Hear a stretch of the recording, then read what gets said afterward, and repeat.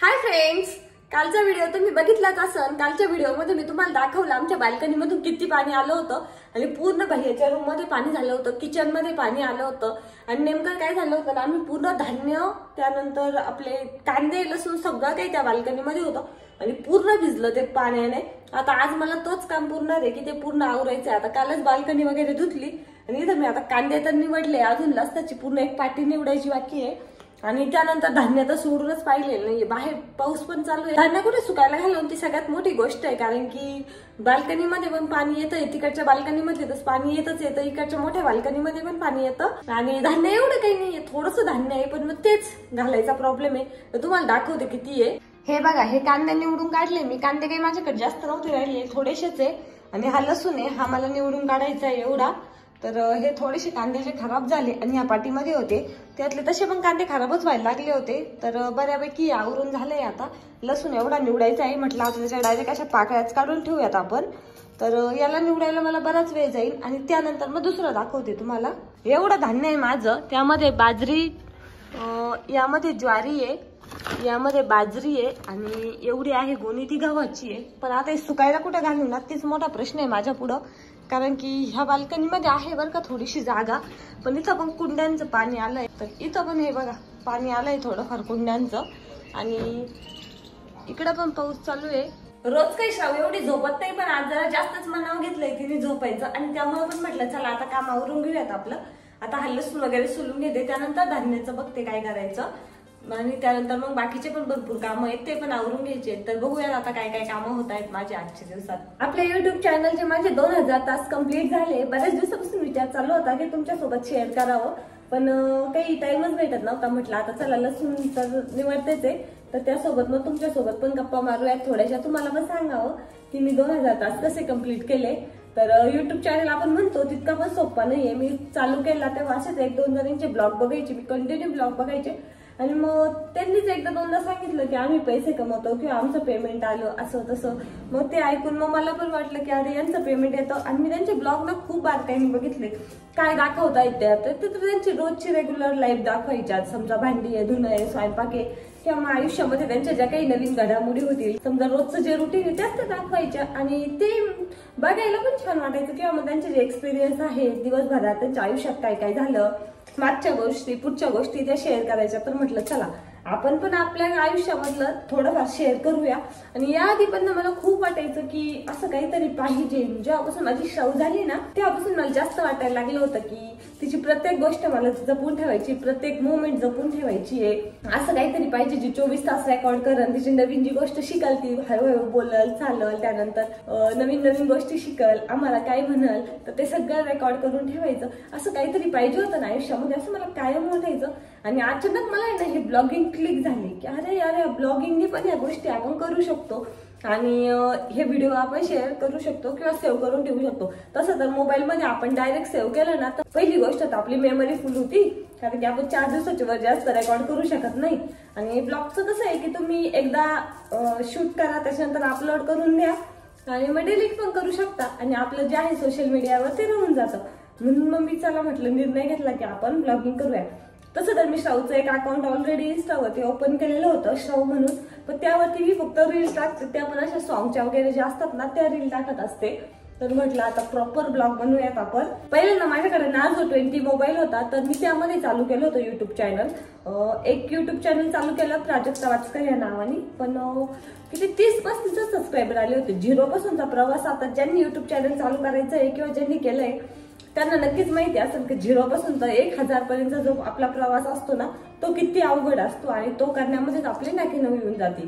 तर तेव्हा मी केला नार्झो 20 मध्ये चालू आणि त्यानंतर 35 सबस्क्रायबर झाले आणि आजच माझे मिस्टर म्हटले की तू किती नाही का असं करते ब्लॉगिंग, छान चाललंय तुझे ब्लॉग, पण मग तुझ्याकडे मोबाईल पाहिजे। म्हणून मग त्यांनी मला आमची अॅनिव्हर्सरी होती, त्या अॅनिव्हर्सरीला मला मोबाईल गिफ्ट केला। तर त्यांनी मला iPhone 30 गिफ्ट केला। सो मग मी काय केलं, तो चॅनलवरती तसे मग ब्लर व्हिडिओ होते तर म्हटलं चला तो चॅनल आपण थोडासा डिलीट करूया आणि दुसरा चॅनल ओपन करूया. त्यामुळे मग तो चॅनल डिलीट केला आणि त्यानंतर म्हटलं चला नवीन चॅनल चालू करूया. परत पहिल्यापासून प्रवास चालू झाला आणि ह्यावेळेस मी ठरवलं होतं की असं प्रॉपर ब्लॉग शूट करायचे आणि पहिलाच ब्लॉग मी शूट केला.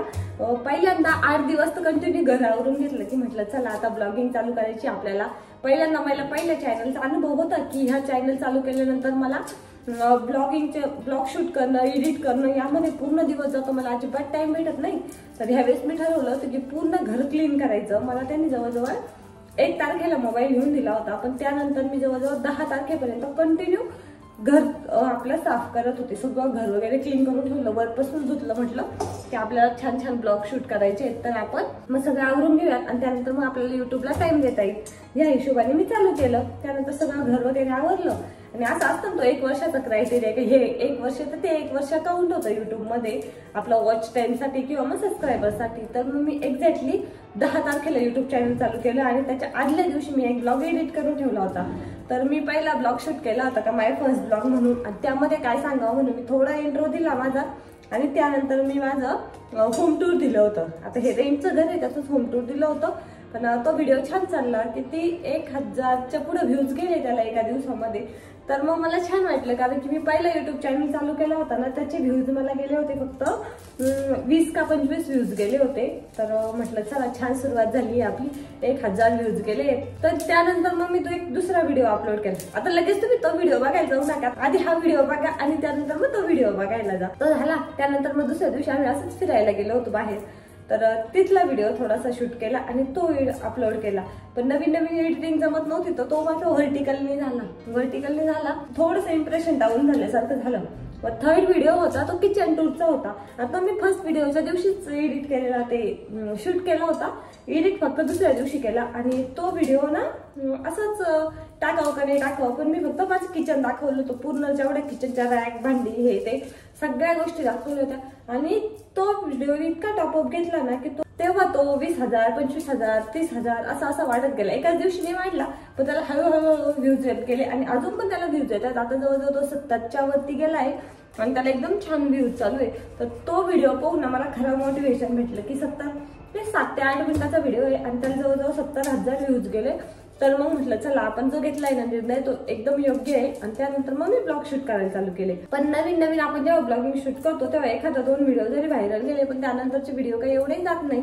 पण आपले प्रयत्न तर चालूच असतात, तसंच माझं चालू आहे. आता 2 व्हिडिओ माझे छान व्हायरल गेले. त्यानंतर मग मी एक इस्त्रीचा व्हिडिओ केला, तो पण खूप छान गेला.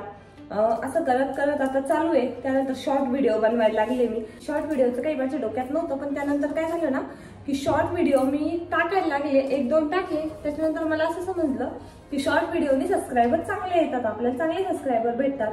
म्हणून मी शॉर्ट व्हिडिओकडे पण लक्ष द्यायला लागले. जो लॉंग व्हिडिओ आणि शॉर्ट व्हिडिओ एकाच दिवशी मग 2 व्हिडिओ मी अपलोड करायला लागले. स्टार्टिंगला काही माझ्याच्याने एवढं होत नव्हतं, पण आता 1 महिन्यापासून मी कंटिन्यू करते. म्हणजे एक तरी आपला लॉंग व्हिडिओ दिवसातून गेलाच पाहिजे किंवा मग एक तरी शॉर्ट गेला पाहिजे. तसं तर दोन्ही पण जातात माझे. सुट्टीच्या दिवशी किंवा मग गावाला गेलं किंवा माझं असलं तेव्हाच फक्त माझे व्हिडिओ नसतात. नाही तर मग ऍक्च्युली माझे दिवसभर माझा व्हिडिओ एडिट करणं किती नाही म्हटलं ना, शॉर्ट व्हिडिओला 1 तास जातो आपला एडिट करायला आणि जो लॉंग व्हिडिओ त्याला 2-2.5 तास आपल्या आरामात जातो. थंबनेल बनवा, त्यानंतर त्याचं एडिट करा, त्याचं टॅग टाका, त्याचं डिस्क्रिप्शन टाका, ह्या सगळ्या गोष्टी करायला आपल्याला खूप टाइम जातो.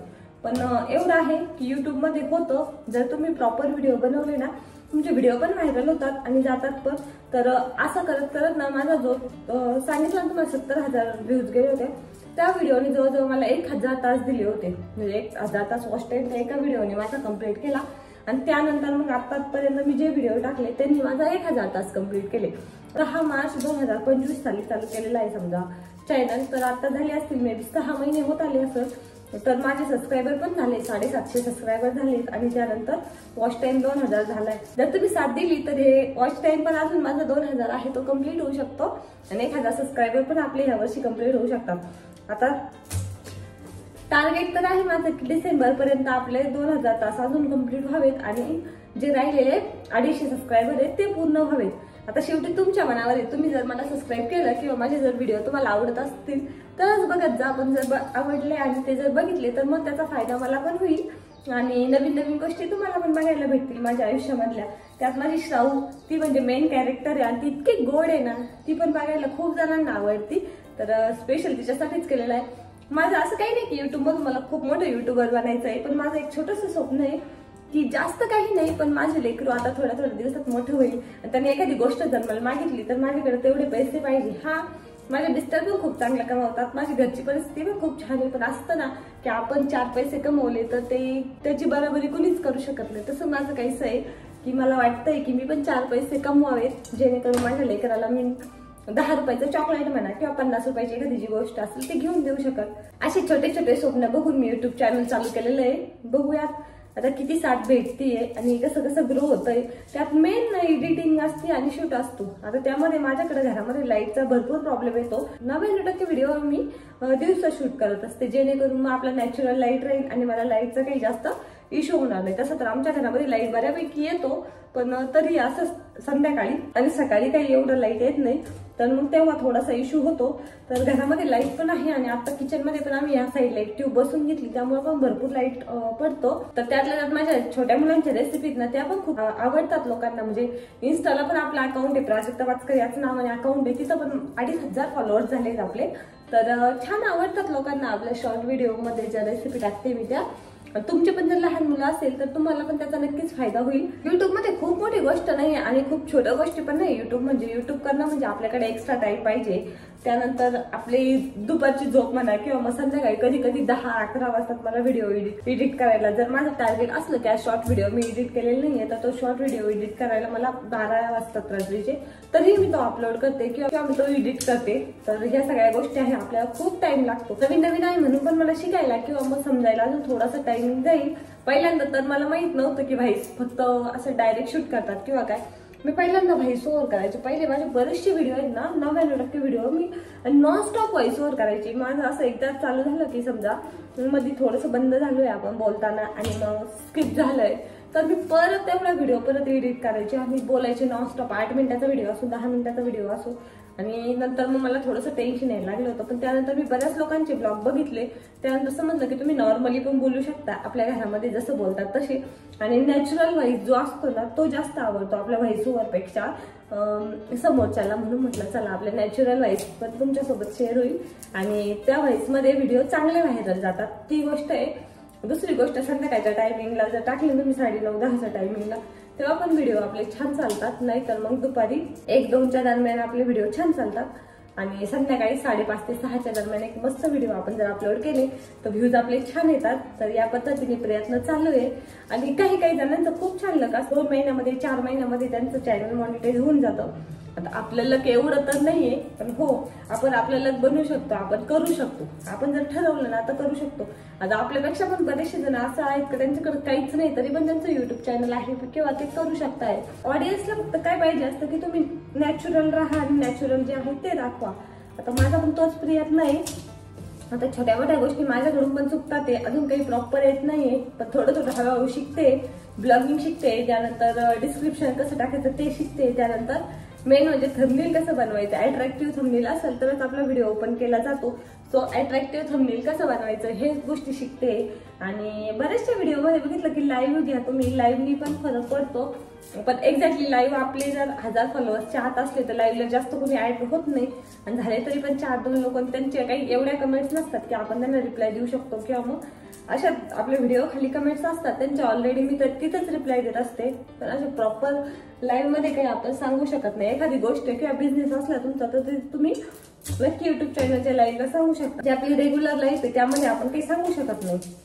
तुमच्यासोबत बोलता बोलता पण मस्त माझं लसूण निवडण्याचं काम चालू आहे. फक्त एवढ्या गोष्टी लक्षात ठेवा की तुम्हाला जर युट्यूब चॅनल चालू करायचं असलं ना तर तुम्ही कंटिन्यू व्हिडिओ टाकत जा. समजा तुम्ही जर ठरवलं आठवड्यात 3 व्हिडिओ मी टाकणार आहे सोमवार, मंगळवार, बुधवार तर तुम्ही ना कंटिन्यू 3 दिवस व्हिडिओ टाकत जा. आपण स्किप केलं तर मग थोडेसे व्ह्यूज पण डाऊन होतात आणि मग फॉलोअर्स त्यांना पण कमी होऊन जातं. तर तुम्ही जर ठरवलंय त्याच दिवशी नक्की व्हिडिओ टाकत जा. आणि मी असं बऱ्याच जणांचं ऐकलंय की तुम्ही जर स्टार्टिंगला जर चालू केलं तर तुम्ही शॉर्ट व्हिडिओ पासूनच चालू करा.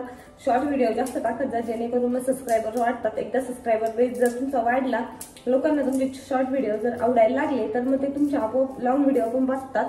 सो पहिल्यांदा तुम्ही शॉर्ट व्हिडिओ टाकत जा किंवा बनवत जा. पण माझं असं झालंय की मी आता ऑलरेडी लॉंग व्हिडिओ माझा व्हायरल गेलेला आहे आणि त्यात मला चांगला वॉच टाइम भेटलेला आहे. तर मग माझा कन्फ्युजन आहे की मी शॉर्ट कंटिन्यू करू की लॉंग कंटिन्यू करू. म्हणून मी ठरवलंय की आपलं पहिल्यांदा लॉंग कंटिन्यू करूयात आपण आणि त्यासोबतच शॉर्ट जसे जमल तसे टाकूयात.